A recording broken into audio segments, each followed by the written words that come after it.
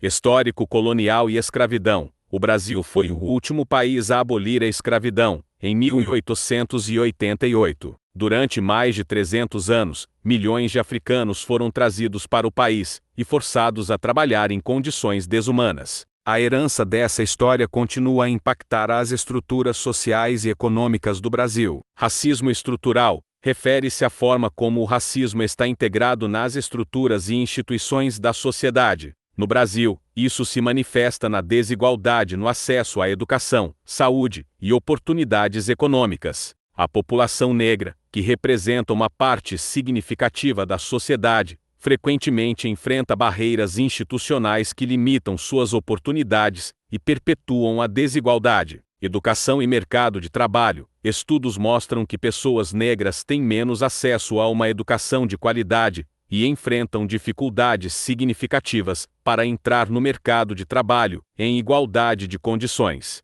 Mesmo com nível educacional semelhante, negros e negras tendem a ter menos oportunidades e menores salários em comparação com seus colegas brancos. Violência e segurança pública. Há uma disparidade significativa nas abordagens da polícia e no sistema de justiça em relação às pessoas negras. Dados indicam que negros são mais frequentemente abordados pela polícia e mais propensos a serem vítimas de violência policial. Além disso, a população negra é desproporcionalmente representada no sistema penitenciário. Representação em mídia. A representação da população negra na mídia e em posições de poder também é limitada. A ausência de representações positivas e diversificadas contribui para a perpetuação de estereótipos e a marginalização de pessoas negras. Resistência e movimento social. Existem muitos movimentos sociais e organizações que trabalham para combater o racismo e promover a igualdade racial. Esses grupos desempenham um papel crucial na promoção de mudanças e na sensibilização da sociedade sobre as questões relacionadas ao racismo estrutural. A influência cultural e religiosa africana e afrodescendente.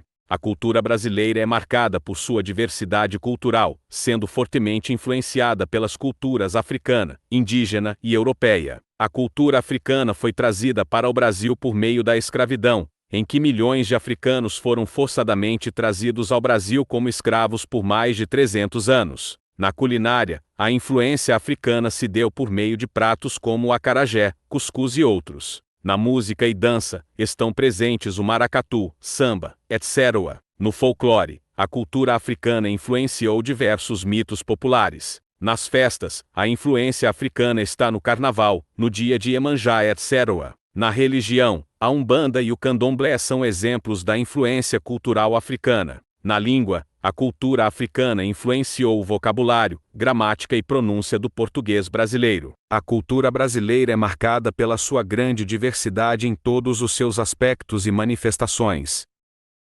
Essa diversidade cultural é fruto da formação de nosso país, fortemente influenciada pela cultura indígena, os povos originários, pela cultura europeia, trazida pelos colonizadores e por imigrantes, e pela cultura africana, trazida por diferentes povos africanos que vieram para cá por meio da escravização de seres humanos. Nas danças, as influências são muito próximas àquelas presentes na música. Muitos historiadores também mencionam a capoeira como uma dança que surgiu a partir da cultura africana no Brasil, embora ela não seja vista apenas como dança, mas também como esporte, luta, possuindo uma grande relação com a música e com a filosofia também. O folclore é o conjunto das manifestações da cultura popular de um determinado local. No caso brasileiro, já vimos que a influência africana em nosso folclore se estendeu para diversas áreas, como culinária, danças e músicas. Outra importante associação da cultura africana com o folclore brasileiro está relacionada com os nossos mitos. Isso porque muitos dos mitos tradicionais do folclore brasileiro possuem influência ou alguma relação com a cultura africana. Dois exemplos são as lendas da caipora e do curupira, dois seres que recebiam oferendas de fumo dos indígenas. No caso da religião, a influência africana é presenciada nas religiões de matriz africana. O traço mais perceptível da cultura africana na religiosidade brasileira é o sincretismo, pois as crenças africanas se misturaram com crenças tradicionais do catolicismo vigente no país. As duas mais populares no país são o candomblé e a umbanda. O candomblé é entendido pelos historiadores como uma religião que conseguiu preservar de maneira mais efetiva suas origens e características oriundas da África.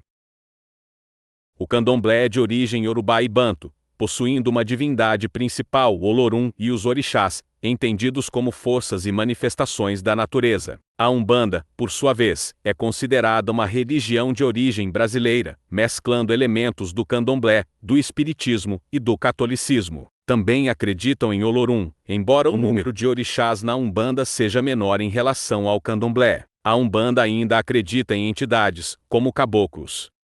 A cultura brasileira tem a sua origem traçada no período da colonização. Isso porque, durante a colonização realizada pelos portugueses, foi estabelecido o tráfico negreiro, comércio de seres humanos, que sequestrava pessoas em diferentes partes da África para vendê-las como escravos na América. No caso brasileiro, o tráfico negreiro foi muito forte, sendo o Brasil o país no continente americano que mais recebeu africanos escravizados.